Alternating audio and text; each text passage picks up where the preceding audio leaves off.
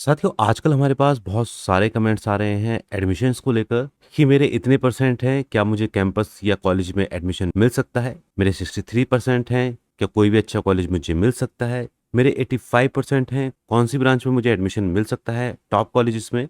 मेरे 75% हैं, general category से हूँ, एडमिशन मिल पाएगा? इसी तरह के बहुत सारे क्वेश्चन से हमारा कमेंट बॉक्स भरा हुआ है। तो हमने सोचा क्यों ना इस संबंध में एक प्रॉपर वीडियो बनाई जाए कि आखिरकार ये जो सीसीएस यूनिवर्सिटी के एडमिशन चलते हैं या जो अब एडमिशन होंगे उसमें मेरिट किस तरीके से चलती है, किस तरीके से बनती है।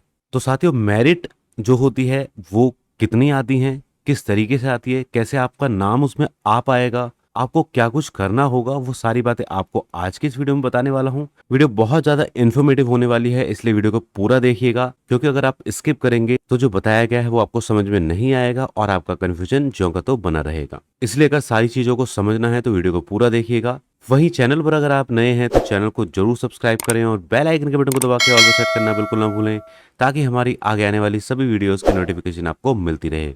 तो चलिए साथियों शुरू करते हैं बिना किसी देरी के। तो दोस्तों मेरिट को समझने के लिए हमें सबसे पहले समझना होगा सीट मैट्रिक्स। सीट मैट्रिक्स क्या होता है? तो दोस्तों एक कॉलेज में जितनी भी सीट्स होती हैं उनका कुछ कुछ परसेंटेज जो होती है वो डिवाइडेड होती है कैटेगरी वाइज। वो किस तरीके से रहता है समझिएगा ध्यान से। जैसे जो अनरिजर्व कैटेगरी है, टोटल सीट का 50% उनका हो गया। उसके बाद में ओबीसी कैटेगरी है, टोटल सीट का 27% उनका हो गया। एससी कैटेगरी को 21% सीट्स मिलती हैं, एसटी कैटेगरी को 2% सीट्स मिलती हैं। इसके अलावा एक और कैटेगरी होती है ईडब्ल्यूएस यानी इकोनॉमिक वीकर सेक्शन। ये अनरिजर्व की 10% एक्स्ट्रा सीट्स होती हैं। अब सपोज कीजिएगा कि किसी कॉलेज में मान लीजिए 100 सीट्स हैं टोटल। तो अगर 100 सीट्स को हम इन परसेंटेज में डिवाइड करेंगे तो जो सीट्स आएंगी वो इस तरीके से आएंगी। सबसे पहले अनरिजर्व की बात करूं तो 50 सीट्स बनती हैं, ओबीसी में 27 सीट्स, एससी में 21 सीट्स, एसटी की 2 सीट्स और ईडब्ल्यूएस की आपकी 5 सीट। क्योंकि तो साथियों इस तरीके से सीट मैट्रिक्स होती है जब भी आपकी मेरिट आती है उसमें, और जो मेरिट डिवाइड रहती है वो इसी फॉर्मूला से रहती है। इन कैटेगरीज की बात करें तो इनमें कौन कौन सी सीट्स शामिल होती हैं वो चीज ध्यान से समझिएगा।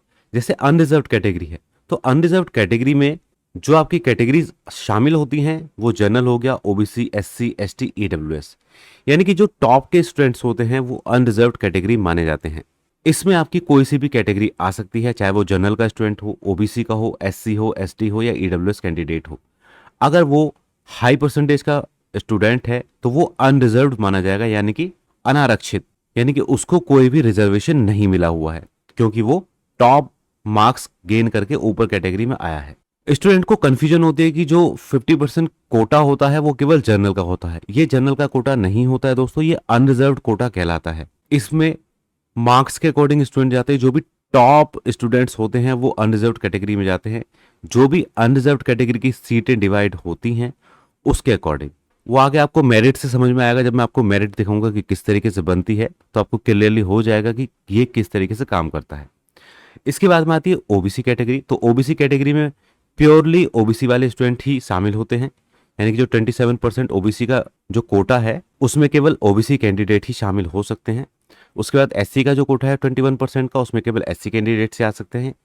और एसटी का जो कोटा होता है उसमें एसटी कैंडिडेट आ सकते हैं। जब मेरिट का लास्ट होता है, जिस टाइम पे कैंडिडेट्स किसी कैटेगरी के नहीं बचे होते हैं, तो सब सीटें अनरिजर्व में कन्वर्ट कर दी जाती हैं। उस टाइम पे कोई भी किसी भी कैटेगरी में एडमिशन ले सकता है। लेकिन वो सबसे लास्ट की बात होती है तब की जब कैंडिडेट कम होते हैं। बात करूं ईडब्ल्यूएस की तो ईडब्ल्यूएस में केवल और केवल ईडब्ल्यूएस कैंडिडेट होते हैं। ईडब्ल्यूएस कैंडिडेट कौन से होते हैं? ईडब्ल्यूएस का एक सर्टिफिकेट बनता है तहसील से, जो कि केवल जनरल कैटेगरी के जो स्टूडेंट हैं उनको मिलता है।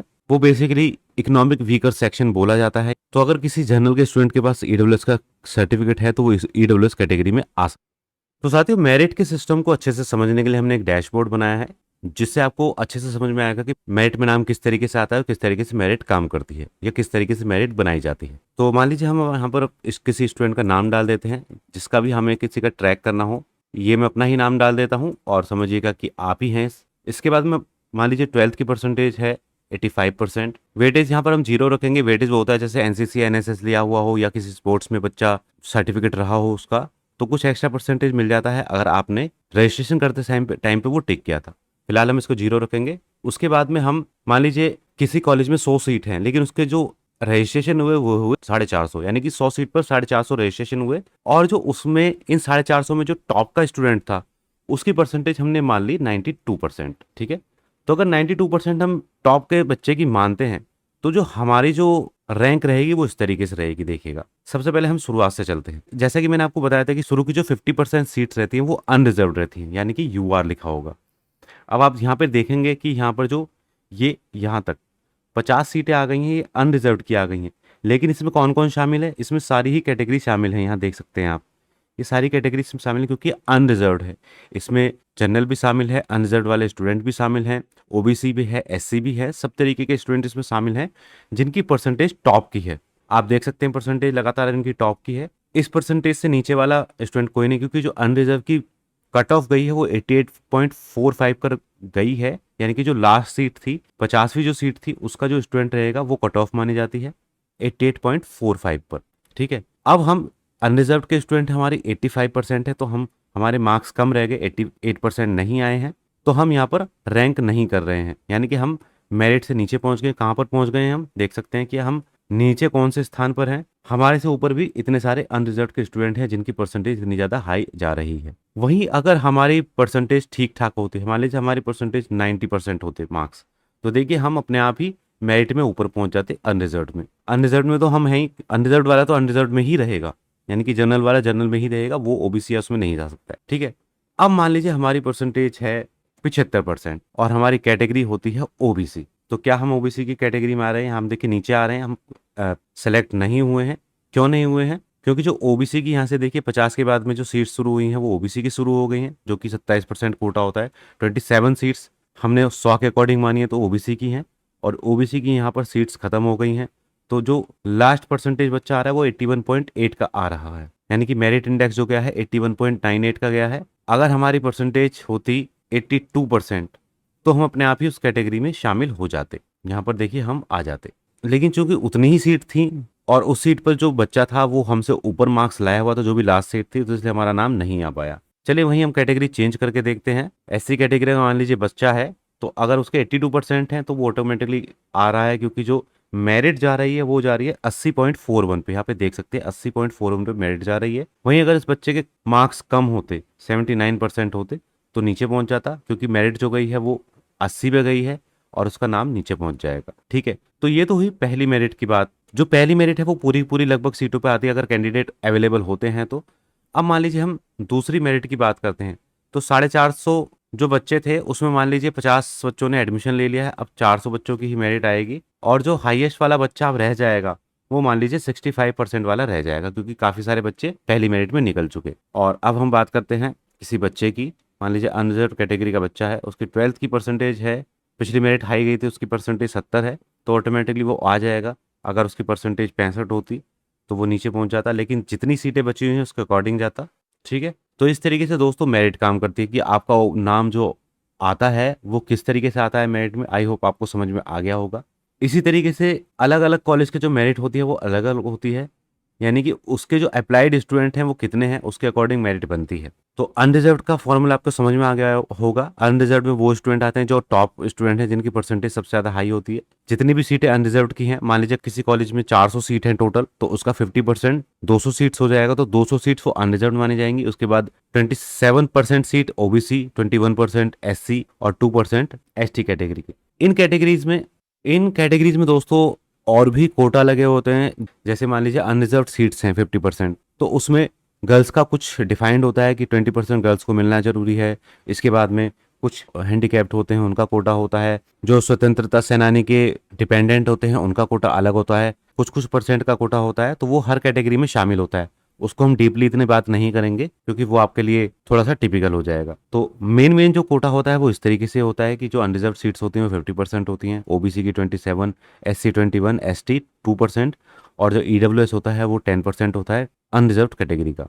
ये परसेंटेज हो सकता है सीसेस के नॉर्म्स के अकॉर्डिंग थोड़ी बहुत चेंज हो जाए, लेकिन जो मेरिट बनती है वो इस तरीके से बनती है। ये केवल आपको समझाने के लिए मैं बता रहा हूँ। तो इस तरीके से मेरिट में नाम आता है। तो दोस्तों सिंपल सा फॉर्मूला ये है कि जिस कॉलेज में जितने ज़्यादा एप्लीकेंट रहेंगे, यानी कि जितने ज़्यादा रजिस्ट्रेशन रहेंगे, उसकी मेरिट उतनी ज़्यादा हाई जाने के चांसेस होते हैं। तो इस चीज़ को कोई कॉलेज नहीं बता सकता है पहले से कि वहाँ पर कितने रजिस्ट्रेशन हो चुके हैं और कितनी हाईएस्ट परसेंटेज का स्टूडेंट वहाँ पर बैठा हुआ है सबसे ऊपर, उसी के अकॉर्डिंग क्योंकि मेरिट नीचे चलेगी। मान लीजिए आप जनरल कैटेगरी के हो, आपके 80% मार्क्स हैं और जो कॉलेज में अनरिजर्व की सीट है वो है 10, और उन 10 की 10 जो सीट्स हैं उन पर जो एप्लीकेंट हैं वो हैं 100, और वो 100 का जो एप्लीकेंट हैं वो उसमें से ज़्यादातर कैंडिडेट यानी कि 20 के करीब कैंडिडेट मान लीजिए आप आपके 80% से भी ऊपर हैं, तो आपका नाम क्यों आएगा मेरिट में? आपका नाम नहीं आ पाएगा क्योंकि आपकी परसेंटेज उन बच्चों से कम है।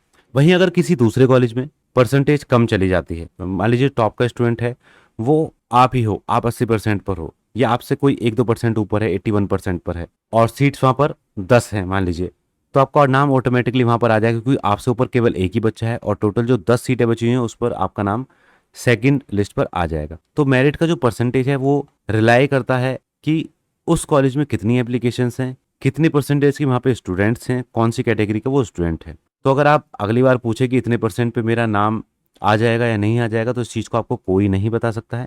हाँ, जिस कॉलेज में आप एडमिशन लेना चाहें उसके पिछले साल की कुछ मेरिट से अंदाज़ा लग सकता है कि जो कट ऑफ जाती है वो लगभग इतने परसेंट पर जाती है। लेकिन ध्यान रखिए दोस्तों, जो फेमस कॉलेजेस हैं जिनमें सबसे ज़्यादा रजिस्ट्रेशन होते हैं उनकी मेरिट हमेशा हाई जाती है। पहली मेरिट तो हाई जाती है, दूसरी मेरिट भी हाई ही रहती है क्योंकि एडमिशन पहली मेरिट में पूरे नहीं हो पाते हैं, तो दूसरी मेरिट भी जाती है। और इस तरीके से मेरिट तब तक आती रहती है जब तक सीट्स खत्म नहीं हो जाती हैं या यूनिवर्सिटी की जो लास्ट डेट है वो खत्म नहीं हो जाती है। तो आइए दोस्तों, ये कॉन्सेप्ट आपको समझ में आया होगा, मेरिट किस तरीके से काम करती है। हमने पूरी कोशिश की है कि आपको अच्छे से समझा सकें इस डैशबोर्ड के माध्यम से। इसके अलावा अगर कोई आपका सवाल रह रहा है मेरिट से रिलेटेड तो हमें पूछेगा, हम पूरी कोशिश करेंगे आपके सभी सवालों के जवाब देने की। तो बस दोस्तों, इस वीडियो में इतना ही, मिलते हैं किसी और वीडियो में, तब तक के लिए जय हिंद, जय भारत।